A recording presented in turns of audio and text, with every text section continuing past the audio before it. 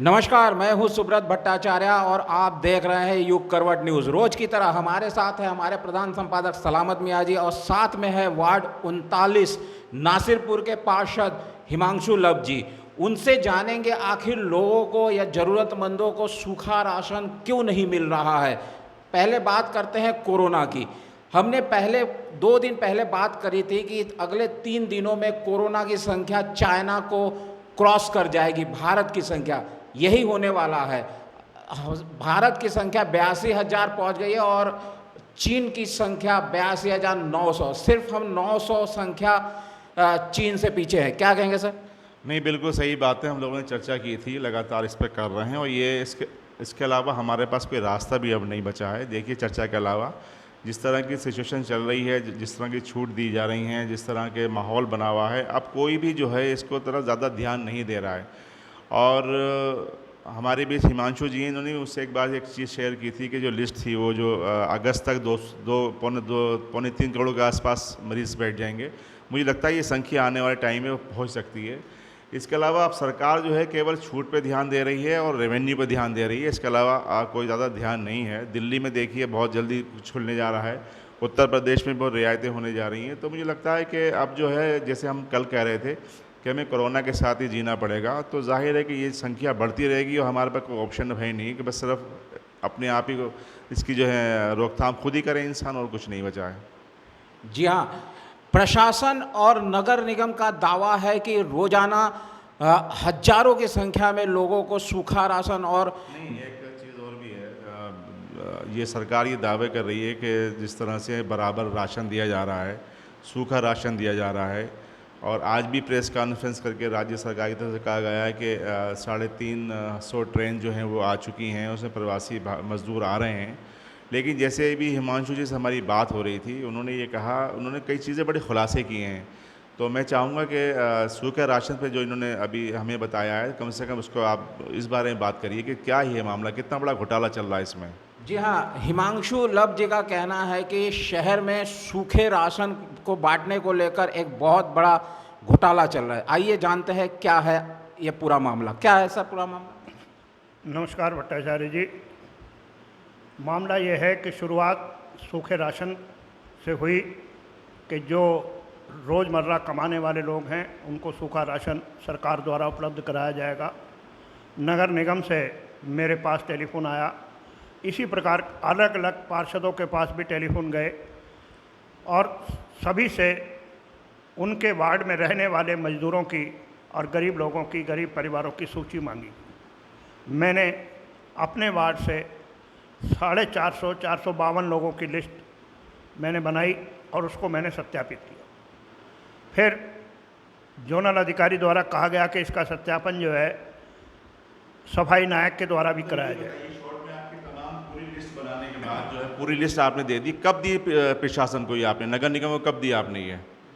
मेरे द्वारा ये लिस्ट 2 मई को नगर निगम को दे दी थी और आज की तारीख तक भी सूखे राशन की एक भी किट हमें उपलब्ध नहीं हुई। मतलब ये बताइए, 13 दिन बाद भी कोई भी अभी तक आपको एक भी किट नहीं दी गई है? एक भी किट किसी भी परिवार को नहीं सौंपी गई।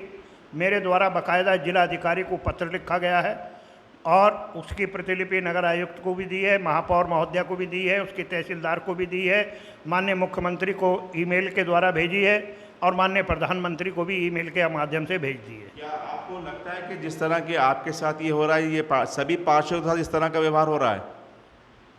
बिल्कुल, मेरा मानना यही है कि ये सभी पार्षदों के साथ ऐसा हो रहा है, क्योंकि वार्ड 19 की पार्षद साक्षी नारंग जी के वार्ड में कुल 25 परिवारों को किट बांटी गई, जबकि उनके यहाँ लगभग 650 लोगों की लिस्ट सौंपी गई थी। इसी प्रकार कैला भट्टा के वार्ड, जिसमें माननीय पार्षद सैफी जी हैं, उन्होंने तो यहाँ तक कि अपने कार्यालय पर धरना भी दिया कि हमें सूखा राशन नहीं मिल रहा। उस धरने के बाद कल 50 नग उनको मिले। कैला भट्टे जैसे जगह पर जहाँ हजारों की संख्या में सूखा राशन की किट बंटनी चाहिए, वहाँ कुल मात्र 50 बटी। इसके लिए कौन जिम्मेदार है, या आप किसको जिम्मेदार मानते हैं? इसके लिए जिम्मेदार जिला प्रशासन है। जिला प्रशासन जो है लिस्टें ले रहा है। ये सब लिस्टें नगर निगम के हर अधिकारी कर्मचारी से सत्यापित हैं। ये हजारों की संख्या में लिस्टें सत्यापित होकर जिला प्रशासन के पास पहुंच चुकी हैं। ये लिस्टें 17 तारीख के बाद सरकार को दे दी जाएंगी। मुझे इसमें यही घोटाले की जो बू आ रही है वो ये आ रही है कि ये लिस्टें सौंपकर बता दिया जाएगा कि इतने हज़ार पैकेट वितरित कर दिए गए, जबकि जीरो, ग्राउंड लेवल पर जीरो है। आपने जब सूची सौंपी उसके बाद पूरा क्या हुआ उसके बाद? कहाँ कहाँ आप गए, क्या क्या हुआ? जब मैं 11 तारीख को मैं सूची के विषय में गया तहसील में, नायब तहसीलदार मुझे मिले। उन्होंने कहा जी अभी हमारे पास पर्याप्त राशन है नहीं, और आप 20-25 किट अपने पटवारी, जो आपके क्षेत्र का पटवारी है, उससे 25 किट ले लें, वो बांट दें, बाकी जब आ जाएगा आपकी सूची के अनुसार आपको मिल जाएगा। मैंने कहा भाई 25 किट तो मैं लूँगा नहीं, मैं बाकी के 450 में से 425 लोगों को क्या जवाब दूंगा?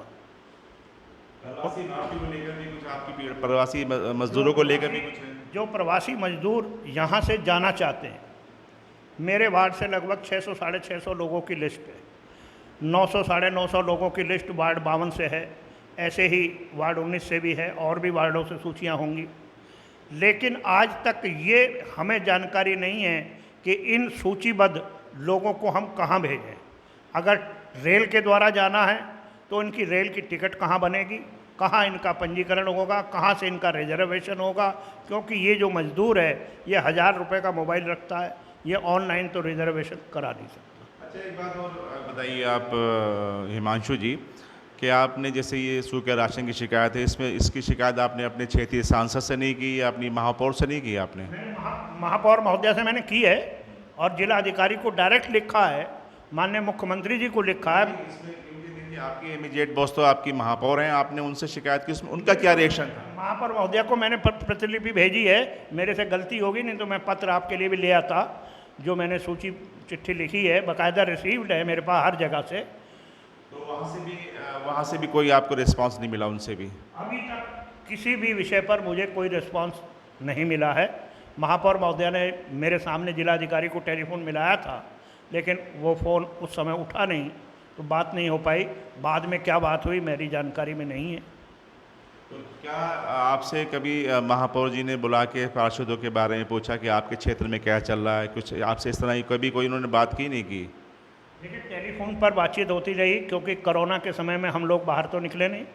हालांकि मैंने अपने क्षेत्र में अपने पास से अपने मित्रों के सहयोग से 2 बार लगभग 40-45 कुंटल राशन मैंने बांटा है, जिसकी सूचनाएं मेरे आपके समाचार पत्रों में भी छपी हैं। माननीय महापौर महोदय द्वारा भी हमें बाकायदा कि भाई आप लोग जन सहयोग से ये कार्य करते रहें। अगर मेरा कहना यही है कि अगर गाज़ियाबाद के अंदर सामाजिक और धार्मिक संस्थाएं ये सामने ना आई होती तो शायद राशन सूखा या गीला इस प्रकार होता कि इससे भी बदतर बुरी हालत होती। ये जो सामाजिक संस्थाओं ने लोगों की मदद करी, इस वजह से कुछ राहत मिली रही। अच्छा, एक बात सवाल ये हैगा कि देखिए हम हर चीज़ सरकार और शासन और प्रशासन पर डिपेंड रहते हैं। आपकी पार्टी भारतीय जनता पार्टी ने अपने स्तर पे कभी कोई प्रयास किया इस तरह की चीज़ें कि ये लोगों की समस्याओं का समाधान हो? जैसे गुजरात में भारतीय जनता पार्टी की यूनिट बाकायदा काम कर रही है, वो प्रवासी मजदूरों का रजिस्ट्रेशन कराती है, भेजती है। क्या गाज़ियाबाद में बीजेपी के लोगों ने कोई ऐसा प्रयास किया, आपसे संपर्क किया? देखो जी, मेरे से तो इस बारे में कोई संपर्क नहीं हुआ, लेकिन बट नेचुरल है, महानगर संगठन, जिला संगठन कुछ ना कुछ तो काम कर ही रहा है, तो कुछ ना कुछ आगे काम हो भी रहे हैं। ऐसा नहीं है कि काम नहीं हो रहे, लेकिन ग्राउंड लेवल पर काम को करना ये जिला प्रशासन के उन लोगों का काम है। सरकार पैसा दे सकती है, सरकार गाइडलाइन दे सकती है, लेकिन क्रियान्वयन कराना ये जिला प्रशासन का काम है, अधिकारियों का काम है। जो चुने हुए जनप्रतिनिधि है वो क्या कर रहे हैं? चुने हुए जनप्रतिनिधि, मैं भी चुना हुआ जनप्रतिनिधि हूँ, मैं अपनी ड्यूटी पूरी निभा रहा हूँ। आपके यहाँ तक, आपके चैनल के माध्यम से जो मैं जनता की आवाज़ जनता तक पहुँचाना चाहता हूँ, उन लोगों के कानों तक भी पहुँचाना चाहता हूँ कि जो लोग अपने कान बंद करके बैठे हैं। मेरा आशय विधायकों से है, विधायक जी वगैरह। हर विधायक अपनी अपनी जगह पर अपना अपना काम कर रहा है, और सब थोड़ा कोई ज़्यादा काम सब कर रहे हैं, लेकिन मेरी भी कुछ मजबूरियां हैं जो मैं आपके समक्ष नहीं कह सकता। लगता है कहीं ना कहीं आपको भी डर है अनुशासनहीनता कहीं निकाला नहीं जाए यहाँ पार्टी से। ऐसा कहीं कुछ नहीं है, मेरे को पार्टी के अनुशासनहीनता से कोई मेरे को डर नहीं, क्योंकि मुझे कोई आगे कहीं चुनाव लड़ने की या मुझे टिकट का डर नहीं है। अच्छा, ये भी खुलासा कर दिया आपने। आपका ये लास्ट चुनाव है क्या? नहीं, मेरा बड़ा सीधा सा रहता है कि जो चीज़ है, जो दिल में है वो ज़बान पर है, जो ज़बान पर है वो दिल में है। बहुत अच्छी बात है। ऐसे राजनीतिक में बहुत कम लोग हैं। बहुत अच्छी बात आपने बड़ी खुल के बात की है। सही है बात है। ये पूरे लॉकडाउन के दौरान जिस तरह से नगर निगम ने की ओर से रसोई चलाई जा रही है, उस पर क्या कहना है आपको? क्या वो वहाँ से रसोई से खाना वगैरह मिल रहा है क्या पूरा? देखिए, मैं माननीय नगर आयुक्त का बहुत बहुत धन्यवाद देता हूँ। नगर आयुक्त महोदय ने प्रथम दिन से रसोई चालू की और नगर निगम के किसी फंड से उस रसोई में आज तक कोई पैसा नहीं लगा। नगर आयुक्त महोदय ने पहले तो अधिकारियों कर्मचारियों की तनख्वाह से उनसे उनकी खुशी के अनुसार उनसे पैसे लिए, फिर जन सहयोग उनके साथ जुड़ा, सब लोगों ने धीरे धीरे करके पैसे दिए और जन सहयोग से ही राशन आया, पैसे आए या सूखा राशन आया। और अब जा कर के कहीं मुझे जानकारी मिली है कि 30 लाख रुपया जिला प्रशासन द्वारा नगर निगम को उपलब्ध कराया गया। लेकिन आप अगर नगर निगम की रसोई का खाना देखेंगे और जिला प्रशासन की रसोइयों का खाना देखेंगे, ज़मीन आसमान का फ़र्क नजर आएगा। क्या फ़र्क है? उसकी क्वालिटी अच्छी है, उसका चावल, अगर चावल बना है तो चावल अच्छा है। अभी कल मैंने अपने कार्यालय के लिए नगर निगम की रसोई से मैंने 10 पैकेट खाने के मंगाए, तो उसमें पूरी सब्जी थी जो बहुत स्वादिष्ट थी। माननीय नगर आयुक्त महोदय द्वारा अपनी वैवाहिक वर्षगांठ पे 17,000 लड्डू खाने के पैकेटों में डलवाए, तो ये एक इंसानियत का नाता है। चलिए भट्टाचार्य जी, आपके बाद भी कुछ सवाल हैं लॉकडाउन फोर्थ को लेके, क्या क्या है उसमें? जी हाँ, पार्षद हिमांशु लव ने जो सवाल उठाया है, हमें उम्मीद है कि उन सवालों का जवाब मिलना चाहिए। अब लॉकडाउन तीसरे चरण का अब सिर्फ 2 ही दिन बच गए हैं। 17 तारीख को ये ख़त्म होगा और सोमवार से लॉकडाउन 4 शुरू हो जाएगा। क्या होगी आगे की तस्वीर, पता करते हैं हमारे संपादक सलामत मियाँ जी। कैसे है सर? देखिए, बहुत कुछ जो है लॉकडाउन फोर्थ में बदल जाएगा और जिस तरह सख्तियां पहले हैं वो नहीं रहेंगी। और मुझे लगता है कि 21 तारीख से जो है ये हवाई उड़ानें भी शुरू हो जाएंगी। लखनऊ से मौसी चलेगी, एक फ़्लाइट जाएगी अमृतसर के लिए, फिर दिल्ली के लिए। तो लगता है कि बहुत कुछ बदलने वाला है। इसके अलावा एक बड़ा एक सवाल आज आया, कई लोग हम लोग डिस्कस कर रहे थे ये जोन को लेके। ये जो ऑरेंज एंड ग्रीन जोन और ये रेड जोन का जो खेल चल रहा है, इसको समझ से बाहर हो रहा है मामला। क्योंकि जिस तरह से ये तय हुआ था कि रेड जोन, ऑरेंज और ग्रीन जोन, तो उसको लेके भी जिस तरह की अब ये डिस्ट्रिक्ट स्तर पे बहुत इसका घमासान मच रहा है। अब ये केंद्रीय स्वास्थ्य मंत्रालय की तरफ से कोई गाइडलाइन नहीं चल रही है। इस पर हमने पहले भी चर्चा की। लेकिन आज मेरी कई सीनियर अधिकारियों से बात हो रही थी जो डिस्ट्रिक्ट में तैनात नहीं है, तो उनका यही कहना था कि ये तो बड़ा इसमें भी खेल है और अब मरीज़ों की संख्या के आधार पे नहीं हो रहा है। जो अधिकारी जितना सही अपना है, जुगाड़बाज है, जो अपना व्यवस्थाएं करने वाला आदमी है, वो अपने हिसाब से कर लेता है। चलिए, गाज़ियाबाद तो हमारा खैर अपना अलग अपने आप में सही ज़िला चल रहा है। यहाँ तो जिस तरह से ऊपर वाले ने चाह बड़े प्रशासन वो काम कर रहा है। और ज़िलों की मैं बात कर रहा हूँ, वहाँ तो 7 और 8 केसेस पे रेड जोन है और जहाँ 80-85 है वो ऑरेंज जोन है। तो ये एक बड़ा है, इसमें सरकार को देखना पड़ेगा कि आखिरकार इस तरह ये जोनों में अगर फंस गया तो फिर तो कोई जोन की अहमियत रहेगी नहीं। जी हाँ, ये जोन का जो मापदंड है वो स्वास्थ्य मंत्रालय तय नहीं कर सकता है, उसे जिला स्तर पर जिला प्रशासन के द्वारा ही तय करना चाहिए। आज एक अच्छी खबर है कि गाज़ियाबाद से पहली ट्रेन श्रमिकों को लेकर जा रही है। इससे लगता है कि श्रमिकों की कुछ समस्या है, कुछ दिक्कतें कम होगी। क्या कहेंगे सर? हाँ, नहीं बिल्कुल। आज देखिए, सुबह से बड़ी तैयारियां थी और फिज़िकल डिस्टेंसिंग का बड़ा ख्याल रखा गया। हमने, हमारी रिपोर्टर शोभा ने जाके मौके का मुआयना भी किया था। फोटोग्राफर भी हमारा ऋतुराज वहाँ साथ गए थे, तो उन्होंने बड़ा कवर किया उसको। मैंने देखा कि बड़ा फिजिकल डिस्टेंसिंग का बहुत इंतज़ाम किया और भीड़ बिल्कुल डिस्टर्बेंस नहीं हुआ और तमाम हर तरीके से लोग आए बड़ी आसानी से।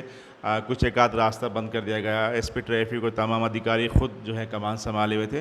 तो सिटी मजिस्ट्रेट क्योंकि उसके इंचार्ज भी हैं, तो मुझे लगता है कि जो अधिकारियों की इस तरह की मॉनिटरिंग से ये काम हुआ है तो जाहिर है कहीं ना कहीं एक अच्छा संकेत गया है और इससे लोगों में बड़ी राहत महसूस हुई है। आज बहुत मजदूर बड़े आराम से जा रहे हैं। आज आपने भी श्रमिकों को उनके घर भेजने की कुछ पहल की थी, आज ट्रेन चल रही है, क्या कहेंगे? देखिए, ट्रेन चल रही है लेकिन मेरे पास ऐसा कोई मापदंड नहीं है, ऐसी कोई सूचना नहीं है कि मैं अपने यहाँ के रहने वाले श्रमिकों को उस ट्रेन में सवारी करा सकूँ। उनके बारे में पता है उस श्रमिक कहाँ है? आपको जानकारी कहाँ है जिनकी लिस्ट बनाई थी? वो आपसे मिले, दोबारा नहीं मिले? रोज आ रहे हैं मेरे पास। आज भी लिस्ट वो उन्होंने अपनी 50 आदमियों की 40 आदमियों की लिस्ट बना रखी है। आज भी आए मेरे पास, कहिए आप अपनी मोहर लगा दो तो हम वहाँ जा रहे हैं मोरटा, वहाँ से बसें चल रही हैं, वहाँ से जाएंगे। मैं कहा ले भाई मोहर ले जाओ, लेकिन सही चीज़ ये है कि सही जानकारी किसी के पास नहीं है। ऑनलाइन रिजर्वेशन कराना है, टिकट बनेगी, कैसे जाएंगे, कोई सूचना किसी के पास नहीं। जी, पार्षद हिमांशु लव का कहना है कि कोई भी सूचना किसी के पास नहीं है। आज इसी पर हम खत्म करते सर। कैमरामैन ऋतुराज और वरुण के साथ सुब्रत भट्टाचार्य, युग करवट न्यूज़ के लिए।